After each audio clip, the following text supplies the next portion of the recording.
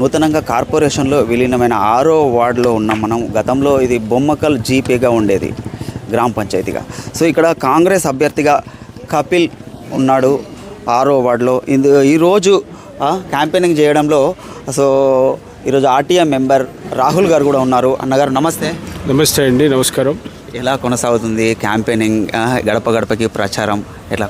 చాలా బ్రహ్మాండంగా నడుస్తూ ఉంది ప్రచారం. ప్రజలందరూ బ్రహ్మరథం పడుతున్నారు కపిల్కి. ఇక్కడ అనేక సంక్షేమ ప్రజాసేవలో ముందు నుంచే చాలా క్రియాశీలకంగా పనిచేసిండు. అనేక సేవా కార్యక్రమాలు కూడా కపిల్ ఈ డివిజన్లో చేసిండ్రు. ఎక్కడికి వెళ్ళినా కూడా బిడ్డ, తమ్ముడు, అన్న అని ప్రతి ఒక్క ఓటర్ మహాశయుడు కపిల్ని పేరున వారిని గుర్తించి చాలా ఆశ్చర్యం అనిపించింది. సరే, క్యాండిడేట్లను పార్టీలు ప్రకటిస్తాయి, ప్రతి క్యాండిడేట్ని గుర్తించాల్సినటువంటి పరిస్థితి లేదు. కొంతమంది పార్టీ గుర్తుల మీదనే ముందుకు పోతూ ఉంటారు. కానీ ఇక్కడ కాంగ్రెస్ పార్టీకి ఒక అడ్వాంటేజ్ ఏంటంటే కపిల్ లాంటి ప్రజాసేవ చేసినటువంటి యువ నాయకుడు గుర్తించి పార్టీ టికెట్ ఇవ్వడం అనేది చాలా సంతోషకరం. ముందుగా కాంగ్రెస్ పార్టీ అధిష్టానానికి ఇలాంటి యువకునికి టికెట్ కేటాయించినందుకు అది పార్టీ అధిష్టానానికి, పార్టీ నాయకత్వానికి ముందుగా కృతజ్ఞతలు తెలియజేస్తూ, ఖచ్చితంగా నాకు పూర్తి విశ్వాసం ఉంది ఈ 6వ డివిజన్ ప్రజలు ఖచ్చితంగా కపిల్ మాధవ్ను పెద్ద ఎత్తున ఓట్లేసి గెలిపిస్తారన్న పూర్తి విశ్వాసం. నూతనంగా ఏర్పాటైన కార్పొరేషన్లో విలీనమైన 6వ వార్డు, అంటే దీన్ని ఏమన్నా ఛాలెంజ్గా తీసుకున్నారా? 100% అన్న. గతంలో ఇది గ్రామంగా ఉండే, అది కార్పొరేషన్లో కలిసింది. కాంగ్రెస్ పార్టీ ఇప్పుడు ప్రభుత్వంలో ఉంది. కలిపినటువంటి 6 గ్రామాలు ఏవైతే ఉన్నాయో వాటన్నిటిని కూడా పూర్తి స్థాయిగా అభివృద్ధి చేయాలంటే కాంగ్రెస్ పార్టీ అభ్యర్థులను గెలిపిస్తే ఈ ఊర్లలో ఇప్పుడు ఏవైతే ఊర్లు ఏవైతే ఉన్నాయో కార్పొరేషన్లుగా మారినవో వాటన్నిటిని కూడా అభివృద్ధి చేసుకోవడానికి అవకాశం ఉంటుంది. ఖచ్చితంగా ఇది కాంగ్రెస్ పార్టీ ఛాలెంజ్గా తీసుకుంది. ఛాలెంజ్ కంటే ముఖ్యంగా ఇది బాధ్యత. 10 ఏళ్ళ PRS పాలన లోపల ఈ గ్రామాలన్నీ కూడా అభివృద్ధికి నోచుకోలేదు. ఎక్కడున్న రోడ్లు అట్లనే ఉన్నాయి, ఎక్కడున్నవన్నీ అట్లనే పెండింగ్లో ఉన్నాయి.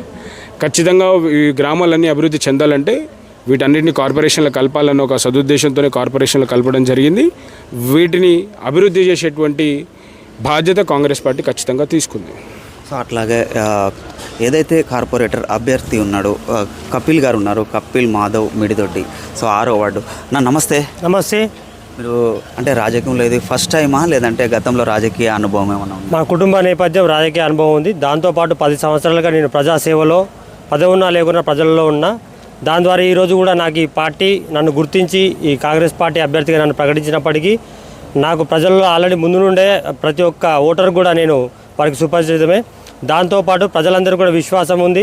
అధికార పార్టీకి ఓటేద్దాం, అభివృద్ధికి పాటేద్దామనే నినాదంతో నన్నందరూ కూడా ఆదరిస్తున్నారని.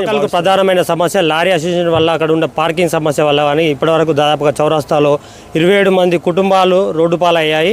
అలాంటి ఇక ముందు జరగకుండా మా ఆర్టీఐ మెంబర్ పడాల రావు గారి సహకారంతో మా అధికార పార్టీ ఉంది కాబట్టి అక్కడ స్టాపర్లు ఏర్పాటు చేసి అక్కడ లారీలు నిలపకుండా ఆ చౌరస్తాలో తప్పకుండా, అంతేవిధంగా గుండ్రపల్లె కానీ బొమ్మకల్ స్టేజీ వద్ద కూడా బస్ స్టాప్ల ఏర్పాటుకు ముందుకు రావడం జరుగుతుంది. అదేవిధంగా మా బొమ్మకల్ గ్రామంలో ప్రధాన సమస్య శ్మశాన వాటికలు. ఈ శ్మశాన వాటికలకు పూర్తి నిధులతో అక్కడ మౌలిక వసతుల కల్పన, అదేవిధంగా నా యొక్క ప్రధానమైన సంక్షేమ కార్యక్రమం ఏంటంటే ప్రతి ఊరికి కావాల్సిన బడి, గుడి, శ్మశాన వాటిక, ఈ మూడింటిపైన నేను తప్పకుండా శ్రద్ధ వహించి వాటిని అభివృద్ధి పరిచే విధంగా కూడా నడుచుకుంటాను. అదేవిధంగా గతంలో కూడా ఈ కపిల్ మాధవ్ అనే వ్యక్తి పర్సనల్గా కానీ మా యొక్క సామాజిక సేవలో భాగంగా అన్ని ప్రభుత్వ బడులను, అదేవిధంగా అంగన్వాడీ స్కూళ్ళల్లో వాళ్ళకి ఏది అవసరం ఉన్నా అక్కడ మేము అందరం ముందుండి ఆ యొక్క వాడి పిల్లలకు కావాల్సిన, ఉపాధ్యాయులకు కావాల్సిన వారి చదువుకు తోడ్పడే విధంగా వాళ్ళకి అన్ని మౌలిక వసతులు కల్పించడంలో ఇవరకు ప్రధాన పాత్ర పోషించాను. అదేవిధంగా ఈ యువతకు చెడు వ్యసనాలకు బానిస కాకుండా, మత్తు వ్యసనాలకు బానిస కాకుండా గత 10 సంవత్సరాలుగా నేతాజీ జయంతి సందర్భంగా కానీ వివేకానంద జయంతి సందర్భంగా 11 రోజులు కూడా ఇక్కడ క్రీడలను ఏర్పాటు చేసి ఆ 10 సంవత్సరాల వాడు క్రీడల పట్ల మక్కువ కలిగే విధంగా కూడా ప్రోత్సహించడం జరిగింది. ఈ సంవత్సరం అంటే ఇప్పుడు ఈ ఎన్నికల్లో భాగంగా ఈసారి నన్ను తప్పకుండా గెలిపించినట్లయితే 3 ఎకరాల గ్రౌండ్ లీజుకు తీసుకొని అక్కడ క్రికెట్ గ్రౌండ్ ఏర్పాటు చేసి యువతకు క్రీడల పట్ల, అదేవిధంగా వాలీబాల్ కోర్టు, షటిల్ కోర్టు కూడా ఏర్పాటు చేసి వాళ్ళందరూ కూడా మత్తు వ్యసనాలకు బానిస కాకుండా కూడా చూసుకునే బాధ్యతగా మేము తప్పకుండా చర్యలు తీసుకుంటాము. సో ఏదైతే మీరు ఒక 18 గ్యారంటీలు ఇస్తున్నారు, సో అందులో అంటే ఇప్పుడు ప్రస్తుతం ఇవే గ్యారంటీలు అమలు కావడంలో ఎంత టైం తీసుకోవచ్చు మీ ప్రభుత్వం? మాకు ఎక్కువ సమయం అవసరం లేదు. మా అధికార పార్టీ దాంతో భాగంగా నేను కూడా సామాజిక స్వరూప కలిగిన వ్యక్తిని కాబట్టి అతి త్వరలోనే గెలిచినాక నెల నుంచి 3 నెలల నుంచి 6 నెలల లోపే వీటిని కూడా నెరవేర్చే విధంగా తప్పకుండా కృషి చేస్తాను. సో మీరు డోర్ టు డోర్ చేసినప్పుడు పబ్లిక్ ఏమంటున్నారు? పబ్లిక్ ఏదైనా ఇట్లా మాకు ఇబ్బందుల్లో ఉంది, ఇలాంటి సౌకర్యం కావాలి, ఇలాంటి అభివృద్ధి కావాలంటూ ఏమైనా చెప్తున్నారా? గత 10 ఏళ్లలో కేసీఆర్ ప్రభుత్వం అధికారంలో ఉన్నప్పటికీ కూడా ఒక్క రేషన్ కార్డు కూడా ఇవ్వలేకపోయింది. అది దాన్ని మా ప్రభుత్వం వచ్చిన వెంటనే దాదాపుగా 10 లక్షల రేషన్ కార్డులు ఇప్పించడం జరిగింది. దాంతోపాటు ఇందిరమ్మ ఇండ్లు కానీ, తర్వాత ఉచిత కరెంటు కానీ, ఫ్రీ బస్సు కానీ, ఇవన్నీ కూడా మన ప్రజల్లో మమ్మల్ని ఉత్తేజపరుస్తూ వారందరూ కూడా స్వచ్ఛందంగా మేము ఈసారి కాంగ్రెస్ పార్టీని గెలిపించుకుంటామని చెప్పి వాళ్ళందరూ కూడా మాకు ఆశాభావం వ్యక్తం చేస్తున్నారు. సో ఇక్కడ దాదాపుగా 6వ వార్డులో ఎన్ని ఓటర్స్ ఉంటాయి? ప్రధానంగా ఏ మెజారిటీ ఆఫ్ ఓటర్స్ ఉంటాయి? మాకు ఇక్కడ ముఖ్యంగా దళిత వాడలు, అదేవిధంగా బీసీ సామాజిక వర్గం కూడా మాకు ఇక్కడ ఓటర్లు అత్యధికంగా ఉన్నారు. వారందరూ కూడా మా కాంగ్రెస్ పార్టీతోనే ఉంటారు. అంతేకాదు వారందరికీ కూడా తెలుసు ఏ పార్టీని గెలిపించుకుంటే అభివృద్ధి జరుగుతుంది అనేది కూడా తెలుసు.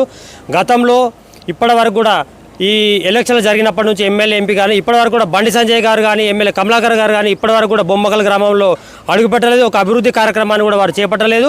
కేవలం ఓట్ల గురించి మాత్రమే వాళ్ళ ఇవాళ రేపు క్యాంపెయిన్ కోసం మాత్రమే రావడానికి సిద్ధంగా ఉన్నారు. అలాంటి వ్యక్తులను మళ్ళా ప్రోత్సహించకుండా ఈ యొక్క అధికార పార్టీకి అండగుండి ఎవరైతే ప్రజల్లో ఉంటారో, నిత్యంగా ఎవరైతే సేవ చేస్తారో, ఎప్పుడైతే అధికార పార్టీ ఇక్కడ కార్పొరేటర్ ఉంటాడో అభివృద్ధి అనేది కొనసాగుతుంది.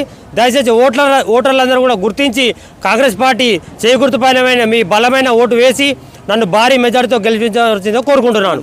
కార్పొరేషన్లో విలీనమైన వార్డులలో 6వ వార్డు. సో ఇది ఇప్పటికైతే జీపీగా ఉండేది. గతంగా ఇక్కడ ఉన్న 6వ వార్డు ప్రజలకు మీరు ఏం చెప్తారు? ఓటర్ మహాశయులందరికీ విజ్ఞప్తి, దయచేసి అధికార పార్టీకి ఓటేయండి, అభివృద్ధికి బాటేయండి. అదేవిధంగా మీకు నిత్యం గ్రామంలో అందుబాటులో ఉంటూ మీ అందరికీ అందుబాటులో ఉంటూ ప్రజా సమస్యలు తీర్చడానికి నేను తప్పకుండా మీ అందరికీ కృషి చేస్తానని తెలియజేసుకుంటున్నాను. మీ మిడితోటి కపిల్ మాధవ, 6వ డివిజన్ కాంగ్రెస్ పార్టీ అభ్యర్థి.